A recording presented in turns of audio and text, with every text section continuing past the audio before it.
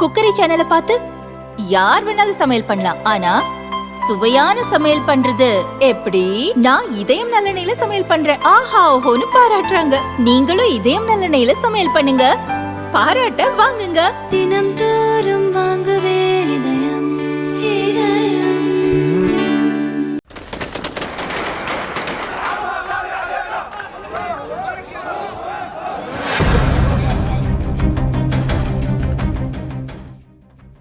சிரியாவில் 2011 உள்நாட்டுப் போர் துவங்கியது. 5 லட்சம் பேரை பலிவாங்கிய இந்த உள்நாட்டுப் போர் கடந்த 13 நாட்களாக உச்சக்கட்டத்தை எட்டியது. டரா, அரா, அலப்போ, ஹமா, ஹோம்ஸ் என முக்கிய நகரங்களை வரிசையாக கைப்பற்றிய கிளர்ச்சி படை கடைசியாக நேற்று தலைநகர் டமாஸ்கஸையும் தங்கள் வசம் கொண்டு வந்தது. இதன் மூலம் 54 ஆண்டுகளாக நடந்து வந்த ஒரு குடும்பத்தின் சர்வாதிகார ஆட்சி முடிவுக்கு வந்துள்ளதாக ஹயாத் தஹீர் அல்-ஷாம் கிளர்ச்சி படை அறிவித்தது. அதிபர் பஷர் அல் ஆசாத் நாட்டை விட்டு தப்பி ஓடி ரஷ்யாவில் குடும்பத்துடன் தஞ்சமடைந்தார். டமாஸ்கஸ் நகரில் வெற்றி கொண்டாட்டத்தில் ஈடுபட்ட ஹயாத் தஹீர் அல்-ஷாம் கிளர்ச்சி படையினர் வானை நோக்கி துப்பாக்கியால் சுட்டும், வாகனங்களில் ஹாரனை தொடர்ந்து ஒலித்தும் மகிழ்ச்சியை வெளிப்படுத்தினர். கிளர்ச்சியாளர்கள் கைக்கு சிரியா வந்த பிறகு உலகம் முழுக்க பல நாடுகளில் வசிக்கும் சிரியா நாட்டு மக்கள் மகிழ்ச்சி கொண்டாட்டத்தில் ஈடுபட்டுள்ளனர். ஆஸ்திரேலியா, லிபியா, கிரீஸ், லெபனான் உள்ளிட்ட பல நாடுகளில் சிரியா மக்கள் திரண்டு கட்டி பிடித்து டான்ஸ் ஆடியும் கொண்டாட்டத்தில் ஈடுபட்டனர்.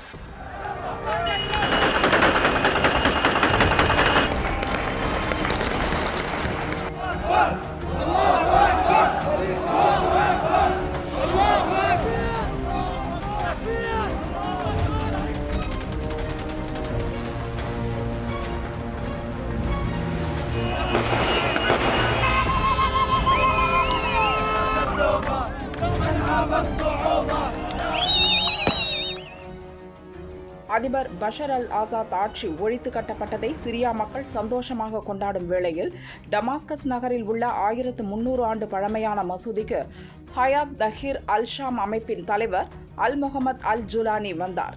அங்கு திரண்டிருந்த மக்கள் மத்தியில் அவர் பேசினார். சிரியா மிக முக்கியமான தருணத்தில் இருக்கிறது. சிரியாவில் நாம் பெற்ற வெற்றி என்பது மேற்காசிய பிராந்தியத்தில் ஒரு மிகப்பெரிய திருப்பு முனையாக இருக்கும். ஏனென்றால் சிரியா என்றாலே ஒரு அவப்பெயர் இருந்தது. போதைப்பொருள் விற்பனைக்கு பேர் போன நாடு என்பதுதான் அது. குற்றங்கள் அதிகம் நடக்கும் நாடு என்பதும் சிரியாவுக்கு முன்பிருந்த பெயர். இப்போது சிரியா சுத்தப்படுத்தப்பட்டு வருகிறது. இன்று எங்களுக்கு கிடைத்துள்ள வெற்றி இந்த இஸ்லாமிய தேசத்துக்கு கிடைத்த வெற்றி. இந்த வெற்றி கடவுள் அருளால் கிடைத்த வெற்றி. இந்த போரில் உயிரை நீத்த வீரர்களின் தியாகத்தால் கிடைத்த வெற்றி. போரில் கணவர்களை இழந்த விதவைகள், பெற்றோரை இழந்த ஆதரவற்ற குழந்தைகளுக்கு கிடைத்த வெற்றி. ஆசாத்தின் சர்வாதிகார ஆட்சியால் சிறையில் தள்ளப்பட்டு சித்திரவதைகளை அனுபவித்தவர்களின் பொறுமைக்கு கிடைத்த வெற்றி. ஹஸ்புல்லா இயக்கத்தின் மூலம் சிரியாவில் தனது ஆதிக்கத்தை நிலைநாட்ட முயன்றது ஈரான். இன்றுடன் சிரியாவில் ஈரானின் ஆதிக்கம் முடிவுக்கு வந்துவிட்டது என அல் முகமது ஜுலானி கூறினார்.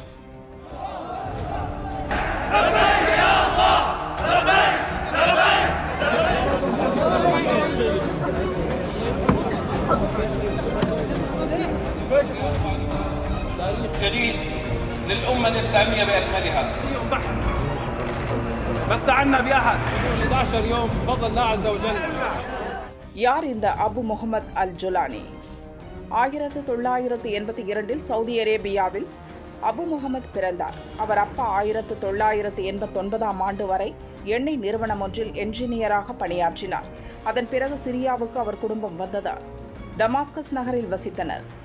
2003 ஈராக் சென்று அல்-குவைதா அமைப்பில் சேர்ந்து அமெரிக்காவுக்கு எதிராக அபு முகமது அல் ஜுலானி போரிட்டார். 2006 அமெரிக்க படைகளால் ஈராக்கில் கைது செய்யப்பட்டு 5 ஆண்டுகள் சிறையில் அடைக்கப்பட்டார். பிறகு சிரியாவுக்கு வந்து அல்-குவைதா அமைப்பின் சிரியா நாட்டின் பிரிவை துவங்கினார்.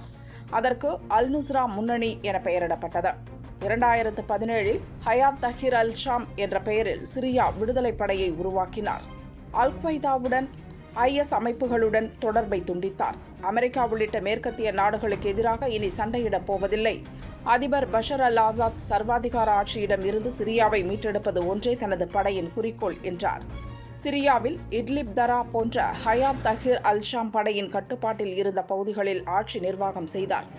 மக்களிடம் வரி வசூலித்தார். கல்வி, சுகாதாரம் போன்ற அடிப்படை வசதிகளை மக்களுக்கு ஏற்படுத்தி கொடுத்தார். அதே நேரத்தில் அதிபர் பஷர் அல் ஆசாத்தின் படைகளுக்கு எதிராக சண்டையும் தொடர்ந்தது.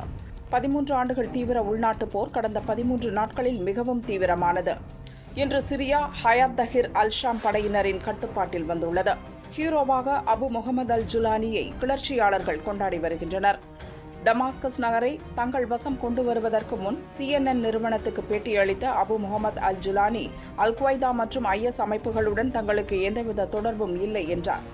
IS அல் குவைதா கோட்பாடுகளில் தங்களுக்கு உடன்பாடு இல்லை எனவும் திட்டவட்டமாக கூறினார். அபு முகமது அல் ஜுலானி இப்படி கூறுவது சிரியா நாட்டு மக்களுக்கான மெசேஜ் மட்டுமல்ல, அமெரிக்கா உள்ளிட்ட மேற்கத்திய நாடுகளுக்கும் மேற்காசிய நாடுகளுக்கும் அவர் சொல்லும் முக்கிய மெசேஜாக பார்க்கப்படுகிறது. இது பற்றி கருத்து தெரிவித்த அமெரிக்க அதிபர் ஜோ பைடன், அபு முகமது அல் ஜுலானியின் கருத்துக்கள் சரியாகத்தான் உள்ளது என்றார். ஆனால் அவரது வார்த்தைகளை விட அவரது செயல்கள்தான் அவரது எதிர்காலத்தை தீர்மானிக்கும் எனவும் அதிபர் பைடன் கூறினார். சிரியாவில் சர்வாதிகார ஆட்சியை ஒழித்துவிட்டோம் என இப்போது சொல்லும் அபு முகமது அல் ஜுலானி உலகத்தின் கண்களுக்கு பயங்கரவாதியாகத்தான் தெரிகிறார். அவரை உலகளாவிய பயங்கரவாதி என 2013 அமெரிக்கா பிரகடனம் செய்தது. அபு முகமது அல் ஜுலானியை பற்றி துப்பு கொடுத்தால் $1 கோடி பரிசளிக்கப்படும் எனவும் 2017 அமெரிக்கா அறிவித்தது குறிப்பிடத்தக்கது.